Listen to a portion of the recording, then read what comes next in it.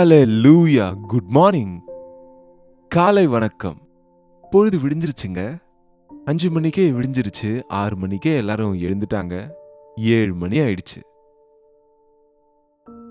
ஒருவேளை நீங்க வெளிநாட்டுல இருந்தா இது சாயந்தரமோ அல்லது காலையோ மத்தியானமோ எந்த நேரமா இருந்தாலும் இயேசுவோடு நம்முடைய நாளை தொடங்குவதும் முடிப்பதும் தேவனோடு செலவிடும் நேரம் விலையேற பெற்றது. வாங்க, அவருடைய வார்த்தையினால நம்மிடத்துல பேசும்படிக்கு நம்முடைய இருதயத்தை ஆயத்தப்படுத்துவோம். ஜெபிப்போம். பரிசுத்தரே, உமக்கு நன்றி ஆண்டவரே. ஜீவனுள்ள உம் வேதத்தில் இருக்கிற வார்த்தைகள் எங்களை ஜீவனடைய செய்கிறதென்று, தீமையை நின்று காப்பாற்றுதுன்னு எச்சரிக்கையோடு உம்முடைய ராஜ்யத்திற்கு ஆயத்தப்படும்படி உம்முடைய வார்த்தைகள் எங்களுக்கு எவ்வளவு அவசியம் என்று நாங்கள் உணர்ந்து உம்முடைய சந்நிதியில காத்திருக்கிறோம். நீர் எங்களோடு பேசுங்க. கிறிஸ்துவின் நாமத்தில் கேட்கிறோம் பிதாவே, ஆமென். தேவனுக்கு ஸ்தோத்திரம். எப்படி இருக்கிறீங்க? கடந்த இரவு நல்லா தூங்குனீங்களா? என் கண்களுக்கு உறக்கம் வரலங்கன்னு சொல்லுவாங்க சிலர். நம்முடைய கண்கள் எவ்வளவு அற்புதமாக சிருஷ்டிக்கப்பட்டிருக்கோ, கண்கள் நமக்கு எவ்வளவாய் உபயோகம் உள்ளதா இருக்குன்னு நீங்க எப்பயாவது யோசிச்சிருக்கீங்களா? கண் பார்வை குறையிற வரைக்கும், கண்கள் போற வரைக்கும் கண்ணு மதிப்பு தெரியாது நிறைய பேருக்கு. தேவன் நமக்கு பார்வையை கொடுத்திருக்கிறார், அவரை பார்ப்பதற்காக. நம்முடைய கண்கள் ஆண்டவரை பார்க்கணும். கீழானவைகளை அல்ல, மேலானவைகள் மேல உங்களுடைய மனசை வைங்க. கண்களை ஏறெடுத்து பாருங்க. அறுவடைக்கு ஆயத்தமா இருக்கு. அறுக்கிறவர்களுக்காக ஜெபிங்கன்னு ஆண்டவர் எத்தனை முறை கண்களை ஏறெடுத்து ஜெபித்திருக்கிறாரு. இந்நாட்கள்ல நம்முடைய கண்கள் அதிகமா இதோ இந்த ஸ்கிரீன், என்னங்க, செல்போன், டிவிங்க, ஐபேட், ஐபோன், கம்ப்யூட்டர்ஸ், மணிக்கணக்கில் நம்மளுடைய கண்கள் அவ்வளோ கிட்ட பார்வைக்கு அடங்கி இருக்கிறதுனால தூர பார்வை இல்லைங்க. ஒரு சீனரி போல இருக்கிற இடத்துக்கு நம்ம போய் பார்த்தா ஒரு 3Dயை விட அதிகமா அந்த மலைகள், அந்த பள்ளத்தாக்கு அதெல்லாம் பார்க்க முடியும். ஆனா நமக்கு எதிரிலேயே ஒரு தடையா ஒரு ஸ்கிரீனை வச்சுக்கிட்டா அதை தாண்டி நம்ம பார்வை இருக்கிறது இல்ல. அதனாலதான் மனுஷனுக்கு குறுகிய மனசு உண்டாகுதுங்க. நம்முடைய கண்கள் தேவன் கொடுத்த இந்த பார்வை, இதற்காக எப்பவுமே நாம தேவனை துதிக்கணும். கண்களோட முக்கியத்துவத்தை ஆண்டவர் சொல்லியிருக்கிறார் பாருங்க. மத்தேயுவின் சுவிசேஷம் 6ஆம் அதிகாரம் 22வது வசனம். கண்ணானது சரீரத்தின் விளக்காயிருக்கிறது. உன் கண் தெளிவா இருந்தால் உன் சரீரம் முழுவதும் வெளிச்சமா இருக்கும். சரீரத்திற்கு, மொத்தம் சரீரத்துக்கும் வெளிச்சம் என்னன்னு சொன்னா கண்கள் தான். எவ்வளவு அருமையான ஒரு அறை, ஒரு ரூம் இருந்தாலும், அதுல எவ்வளவு அழகா எல்லாம் அலங்கரிக்கப்பட்டு இருந்தாலும், எல்லாம் அந்த ஃபர்னிச்சர்லாம் செட் பண்ணி இருந்தாலும், அந்த வீட்டுல ஒளி இல்லைன்னு சொன்னா அந்த வீட்டின் அழகை நாம பார்க்க முடியுமா, கவனிக்க முடியுமா, ஆராய முடியுமா? அது போலதான் நம்முடைய சரீரத்துல தேவன் இந்த கண்களை வைத்தார். ஏன்னு சொன்னா நாம வெளிச்சமா இருக்கும்படிக்கு, நாம தேவனை துதிக்கும்படியாக. கண்கள் கெட்டு போனா அவங்க சரீரம் முழுவதும் கெட்டது போலதான். உன் கண்கள் கெட்டு போனால் உன் சரீரம் முழுவதும் இருளா இருக்கும். ஐயோ, மனிதனின் ஆத்மா ஆண்டவர் வைத்த தீபம். துன்மார்க்கனின் தீபம் கார் இருளில் அணைந்து விடும். உலகத்திலே வந்து எந்த மனுஷனையும் பிரகாசிப்பிக்கிற ஒளியே அந்த மெய்யான ஒளி. ஏதாவது தியரி பேசுகிறது போல இருக்கா உங்களுக்கு? நம் பார்வையின் மூலம் எத்தனை பாவங்களை செய்கிறோமோ ஒரு முறை ஆலோசனை செய்யுங்க. இருதயம் பாழாவதற்கு மூல காரணம் கண்கள் தானே. நீங்க பார்க்கிறது எதுவோ உடனே அது உங்க மனசுக்குள்ள போய் அது தங்கிறது இல்லையா? உங்க பார்வையில அதற்கு இடம் கொடுத்து நீங்க அதை தேடி பார்க்கும்போது அந்த காட்சி, அந்த அசுத்தம் உங்க மனசுக்குள்ள போய்விடுதுங்க. தாவீது எப்பொழுதும் கண்களை ஏறெடுத்து பார்ப்பாருங்க. எனக்கு ஒத்தாசை வரும் பர்வதத்தை நோக்கி என் கண்களை ஏறெடுக்கிறேன். ஒரு முறை கீழே பார்த்தாரு. இன்னொருவரின் மனைவி குளிக்கும் போது ஒரு முறை பார்த்தாரு, அவ்வளவுதான். தவறான காட்சிய. அது எப்படி உள்ள போயிடுச்சோ பாருங்க. கெட்டு போயிட்டாரு பாருங்க. இருதயம் கெட்டு போச்சு. அவளோடு விபச்சாரம் செய்தார். அதை மறைப்பதற்காக அவங்க கணவரை கொலை செய்தார். எவ்வளவு பெரிய குற்றத்தை செய்தார் பாருங்க. எதனால? தன்னுடைய கண் பார்வை தவறினது. ஜாக்கிரதை, உங்க கண்களை ஜாக்கிரதையா வச்சுக்கோங்க. தாவீது தன் வாழ்க்கையில திரும்ப எவ்வளவு மனஸ்தாபப்பட்டு அதற்கு பின்ன அவர் செய்த ஒரு ஜெபம் இருக்குங்க. பாருங்க, 119வது சங்கீதம் 37ஆம் வசனம். வீணானதை பார்க்காதபடிக்கு என்னுடைய கண்களை திருப்பிடுங்க. மாயையானவைகளை பாராதபடிக்கு என் கண்களை விலக்கி போடுங்க. உங்க டிவி மேல இந்த வசனத்தை எழுதி வச்சுக்கோங்க. உங்க செல்போன்ல வால்பேப்பராக இந்த வசனத்தை செட் பண்ணி வைங்க. ஆண்டவரே, செல்ல ஆன் பண்றேன், வீணானவைகளை பார்க்காதபடிக்கு என் கண்களை திருப்புங்க. ஆமாங்க, நம்ம பார்க்கிறது நம்ம இருதயத்துல ஒட்டிக்கொள்ளும். கெட்டது பார்த்தா அந்த கெட்டது நம்ம மனசுக்குள்ள போய்விடும். மனிதன் பாவத்தை விட்டுவிட முடியாத கண்களை உடையவன். பேதுரு எழுதின 2வது நிருபம் 2வது அதிகாரம் 14ஆம் வசனம்.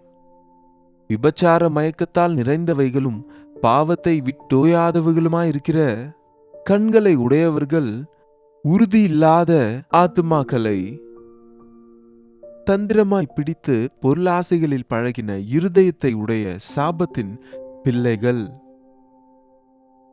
பாவத்தை விட்டுவிட முடியாத கண்களை உடையவங்க.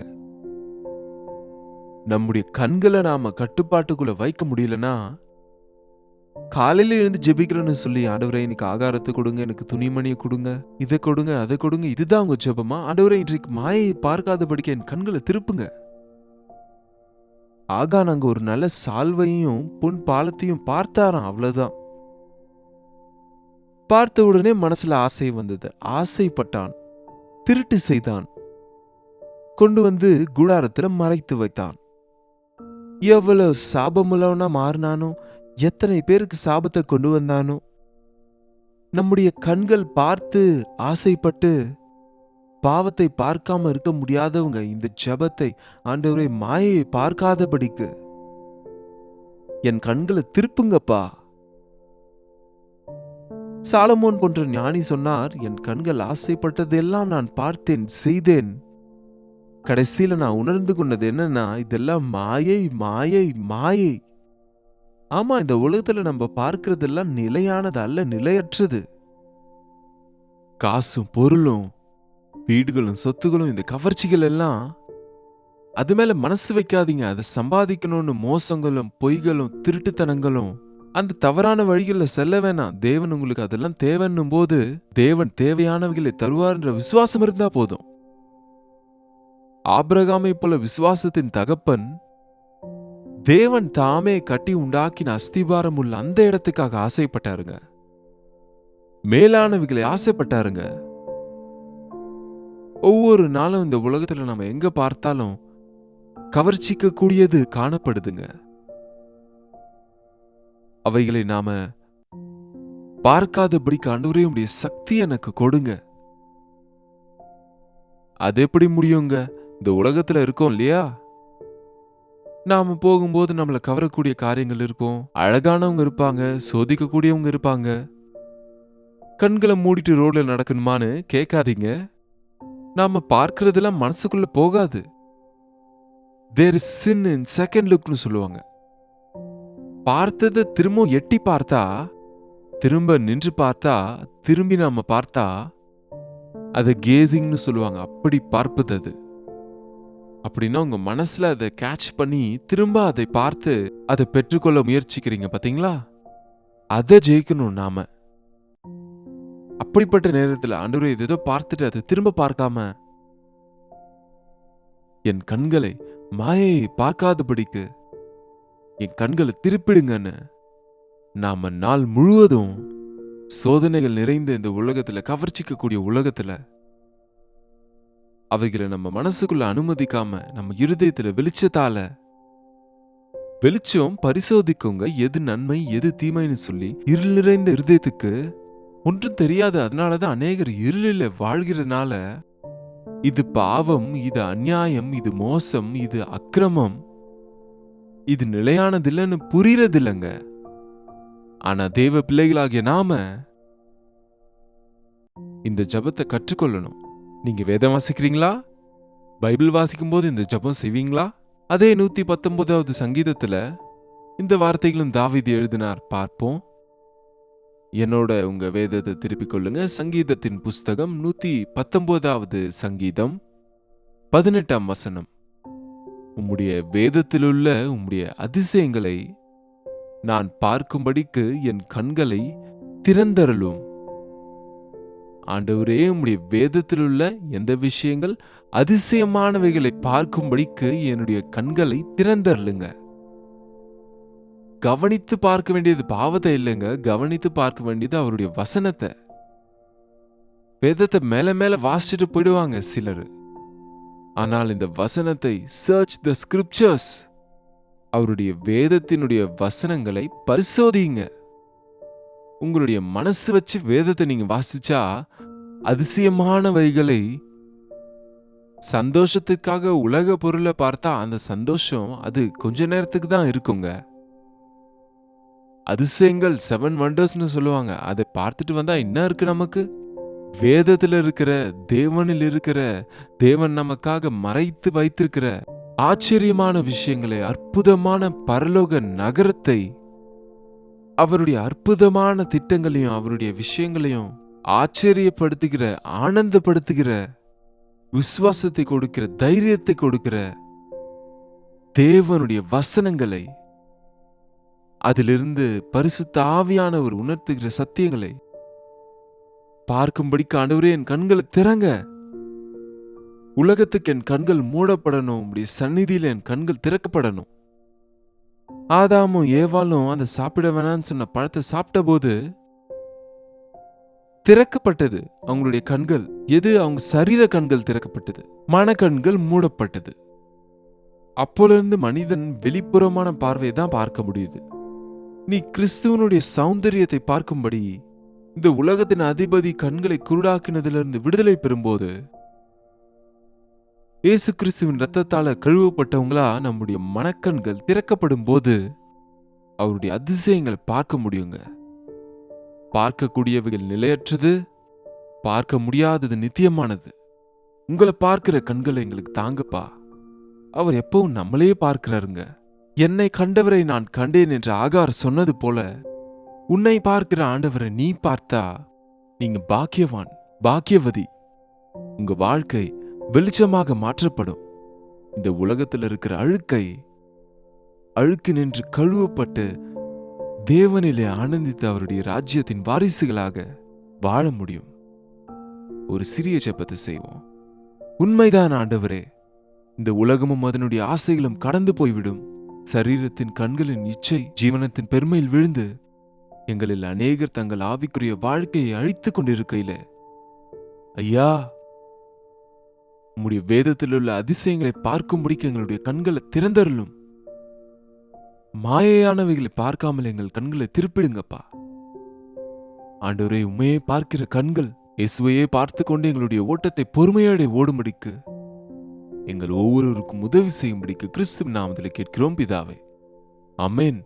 பிதாவாகிய தேவனுடைய அன்பும் குமாரனாகிய இயேசு கிறிஸ்துவின் கிருபையும் பரிசுத்த ஆவியானவரின் அந்யோன்யமும் ஐக்கியமும் கூடி வந்திருக்கிற நம் அனைவருக்கும் இப்பொழுதும் சதா காலமும் துணையாயிருப்பதாக, ஆமென். தேவனுக்கு ஸ்தோத்திரம். உங்களுடைய ஜெப விண்ணப்பங்களையும் பாரங்களையும் நீங்க எங்களுக்கு எந்த தேசத்துல இருந்து பார்த்துட்டு இருந்தாலும் 8939801234 என்ற நபருக்கு ஒரு டெக்ஸ்ட் அல்லது வாய்ஸ் மெசேஜ் மூலம் வாட்ஸ்அப் பண்ணுங்க. ஒவ்வொரு நாளும் அதெல்லாம் நாங்க பார்க்கிறோம், அதற்காக ஜெபிக்கிறோம், தேவனை துதிக்கிறோம். இதுவரை ஒரு முறை கூட நீங்க எங்களுக்கு இன்னும் வாட்ஸ்அப் பண்ணாம இருந்தீங்கன்னா, தயவு செய்து உங்க பிக்சரோடு கூட ஒரு வாட்ஸ்அப் மெசேஜ் இன்னைக்கு எங்களுக்கு அனுப்புங்க. நீங்க ஆவிக்குரிய விதத்துல வளரணும்னு, நீங்க எல்லா விதத்திலும் ஆசீர்வதிக்கப்படும்படி ஜெபத்தோடு தேவ செய்தியை ஒவ்வொரு நாளும் உங்களிடத்துல கொண்டு வந்துட்டு இருக்கோம். இந்த பேஜ் சப்ஸ்கிரைப் பண்ணுங்க. உங்க ஃப்ரெண்ட்ஸ்க்கும் உங்க ரிலேட்டிவ்ஸ்க்கும் கூட இதை ஷேர் பண்ணுங்க. லைக் பண்ணவும் கமெண்ட் பண்ணவும் மறந்துடாதீங்க. கர்த்தருக்கு சித்தமா இருந்த நாளைக்கு இதே நேரத்துல அனுதின தியான நிகழ்ச்சியில மீண்டும் உங்களை சந்திக்கிறேன். அதுவரை கர்த்தருடைய கிருபை உங்களுக்கு துணையா இருப்பதாக.